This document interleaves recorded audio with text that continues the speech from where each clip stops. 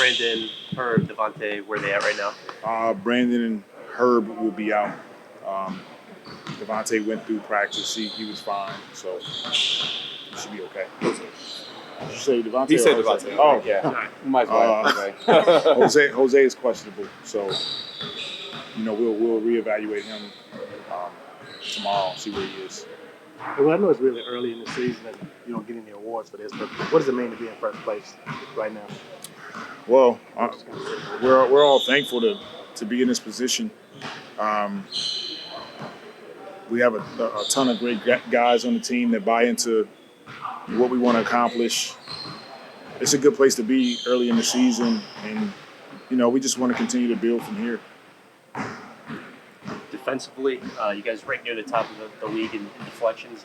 How do you balance wanting to be aggressive as a defense and getting in passing lanes and creating turnovers versus not being too aggressive and overextending yourself? We want to be aggressive. It's just kind of our foundation defensively.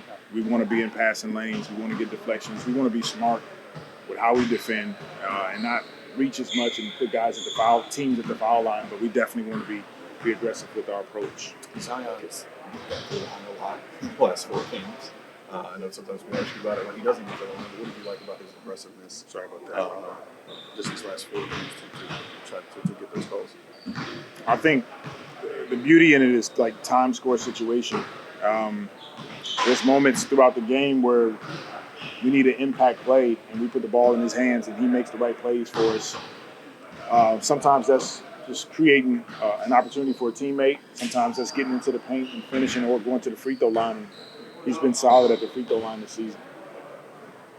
1 year ago, Coach, you guys were last in the Western Conference. Now you're at the top. Is there any sense of accomplishment that fact alone for you? It's just a credit to God and all the blessings that he's given us on this team. It took a lot of work for all of us to sort of climb our way out of a hole. We got healthy towards the end of the season. We made a great run, and now this is a continuation of what this team did last season. So extremely privileged and grateful and blessed to be in this position. I know it's early, but we're definitely celebrating where we are, knowing that we still have work to do. I'm not sure what the numbers are after the game, but Jose was number 1 for you guys in deflections this year. Usually the guys at the top of that list are like 6'8", 6'9", long arm kind of guys. What makes him so good at being disruptive, on defense, consistently?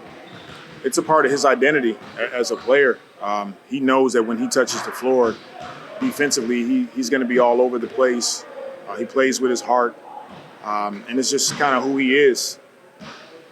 You know what? I think it's even special that he's not 6'8", that he's able to do all the things that he does on the floor, and he's really impacted his team in a positive way. You're going to face the Suns 3 times, I think, over the next 9 days. You're going to treat this as like a small playoff series in a sense where you're going to look for maybe making more adjustments after games and during games because there's going to be another matchup? Yeah, I think the first couple games for sure because we play them back-to-back times that we get to come in and have a game plan and then kind of reevaluate where we are after the game. And so that part of it, yes, you can look at it like a playoff series, but when the games are spread out, it's kind of hard to make quick adjustants. Well, you're expecting a playoff atmosphere tomorrow? I am. Both teams are really good. We played these guys last season in the playoffs. They moved on, we didn't. We've been talking about it, and we look forward to the challenge. I know everyone wants to talk about maybe the Lakers being a rival. Do you see this being a big rivalry, knowing how the playoffs went last year, back and forth, and even still everyone, even Larry saying, hey, we'd like to win this for Willie, these games? Well, I'm appreciative of Larry's comments. Rivalries are good for the NBA. They're good for fans. It's good for sports in general. Both of our teams, we have a lot in common, a lot of relationships. We'll see if it becomes a rivalry. I don't know if it is yet, but they want to beat us, we want to beat them, and that's the bottom line. That playoff series was emotional for you, obviously, last year. Do you think it's just always going to be that way when you see those guys, just because of the history, the relationships you have with all those guys? For sure. I got a lot of love for the Phoenix Suns and James Jones, Monty, Mark Bryant, CP, Book. Those are, we're all brothers at the end of the day, but we understand that it's competitive. When we step in between these lines, like I said, last season we were talking, first game, second game was more text message. By the third game, it was no more talking. It was just like, roll the balls out, let's play. And we expect nothing less from each other. Coach, I'm sure you stay regularly in touch with Monty and a lot of their guys. Have you guys already been corresponding about this upcoming, 3 games at all? We haven't at all. We haven't talked much about basketball in the sense like that we're getting ready to play these guys. When we do talk, we talk about our families. We talk about our spiritual life and community. We'll touch on basketball a bit, but we just check in and see how things are going in life. Willie, I guess I'm sure you get asked this quite a few times during this stretch. Guy goes out, somebody steps up, and you guys just continue doing it, continue winning games. What does it say about your team, coaching staff, and your players as a whole? I think first and foremost, it starts with our management team, Griff, Trajan, Swin, everybody that takes part and going out and looking at players that are going to help this program. So when we lose guys to injuries because it's a part of the game, we're getting confident in our depth.